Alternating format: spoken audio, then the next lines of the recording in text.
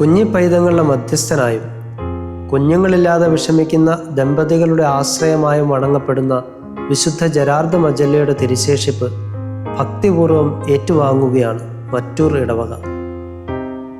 എറണാകുളം ജില്ലയിൽ കാലടിക്കും അങ്കമാലിക്കുമിടയിൽ സ്ഥിതി ചെയ്യുന്ന കൊച്ചു ഗ്രാമമായ മറ്റൂരിന് തിലകക്കുറിയാണ് വിശുദ്ധ അന്തോണീസിന്റെ നാമധേയത്തിലുള്ള ഈ ദേവാലയം.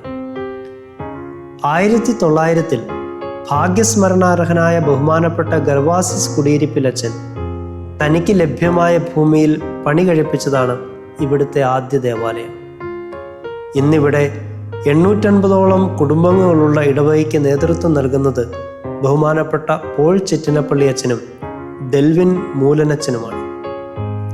ഈ ഇടവക കൂട്ടായ്മയിലേക്കാണ് 2005 ദിവ്യരക്ഷക സഭയിലെ സന്യാസിമാർ എത്തിച്ചേരുന്നത്.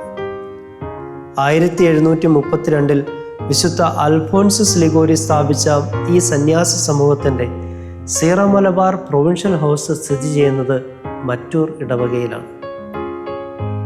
ദിവ്യരക്ഷക സന്യാസിയായിരുന്ന വിശുദ്ധ ജെറാർഡ് മജല്ല കത്തോലിക്കാ സഭയിൽ വണങ്ങപ്പെടുന്നത് അമ്മമാരുടെയും പ്രത്യേകിച്ച് ഗർഭസ്ഥ ശിശുക്കളുടെയും മധ്യസ്ഥനായിട്ടാണ്. വിശുദ്ധ ജെറാർഡ് മജല്ലയുടെ തിരുശേഷിപ്പ് പ്രയാണം ആരംഭിച്ചത് റോമിൽ നിന്നുമാണ്.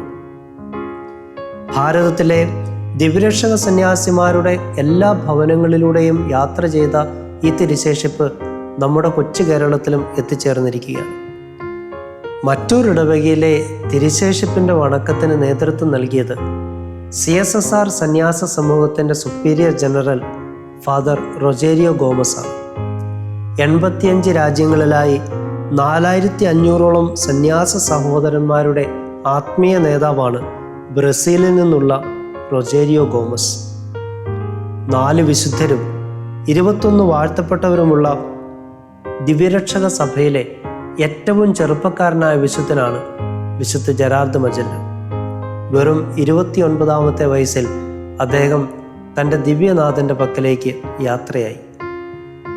100 കണക്കിന് വിശ്വാസികളും യുവജനങ്ങളും സന്നിഹിതരായിരുന്ന ഈ തിരുക്രമങ്ങൾക്ക് ലിഗോരി പ്രൊവിൻസിൻ്റെ provincial father Poly Kannampuzha, father Shiju Mullassery, father Jio Namputakam, father Shijo Meppally എന്നിവർ നേതൃത്വം നൽകി.